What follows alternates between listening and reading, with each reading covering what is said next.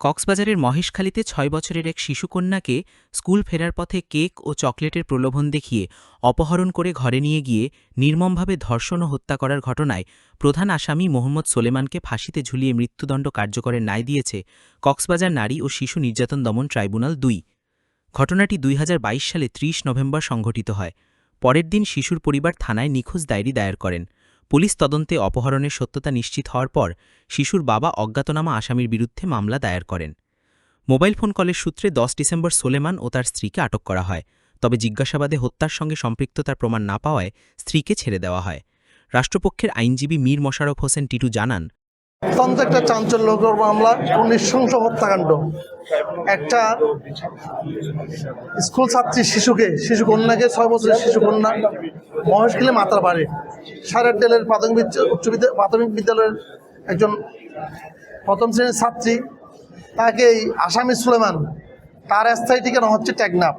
সে কয়লা বিদ্যুতে চাকরি করার সুবাদে এই স্কুল ছুটির পরে তাকে কেক এবং চকলেট দেওয়ার লোভ দেখিয়ে তার বাসায় নিয়ে যাওয়ার পর, অপহরণ করে নিয়ে যাওয়ার পর তাকে দর্শন করার পরে এই আসামি তার ট্রলি ব্যাগ করে দর্শনের পর হত্যা করে, শ্বাসরুদ্ধ করে হত্যার পর তার ট্রলি ব্যাগ করে তাকে প্রায় ১০ মাইল দূরে পেকুয়া উপজেলার কড়িয়ার দিয়ে একটা সিন্ডিকেটে তাকে পুঁতে রাখার পর তার একটা বাঁশ দিয়ে একটা লাল সুতো দিয়ে লাল কাপড় দিয়ে চিহ্ন রেখে যায়, যাতে কেউ লাশটা খুঁজে পায়।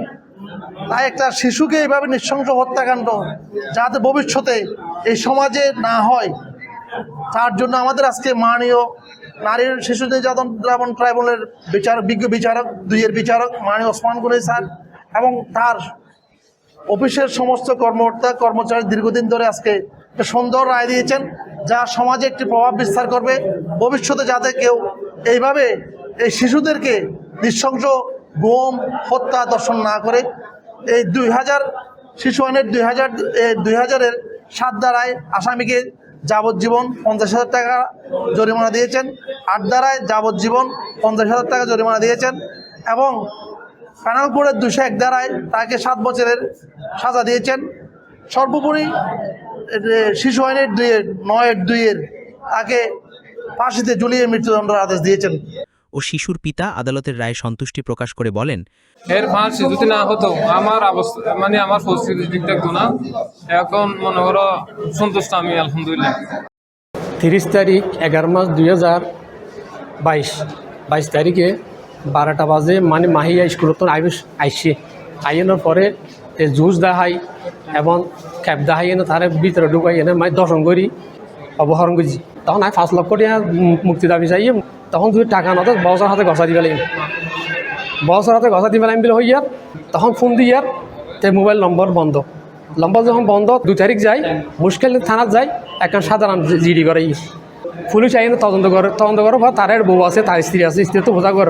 এখনই তার নাই সোলাইমান হঠাৎ প্রকল্প আমার চাকরি করে প্রকল্প হতে তোমরা আনি পুলিশে জিজ্ঞাসা করি, তখন তে স্বীকার করে দে ওই আই দর্শন করানোর পরে নিরহ গিয়ে তখন এবার আই মারি ব্যাগ বরি লাগি ফজরের ভিতরে বালক মেডিপুরি এর ভিতর ঢুকে লাগি ২টা বাইকাস দিয়ে এখানে কেজি দিয়ে নে তার ফিয়ান দিয়ে নে ওইখানে ফেলে দিয়ে তখন ফেক কথা না আইয়ে নে লাশটা ওখানে নিয়ে গেছে। নিউজ ডেস্ক, সীমান্ত শহর, কক্সবাজার।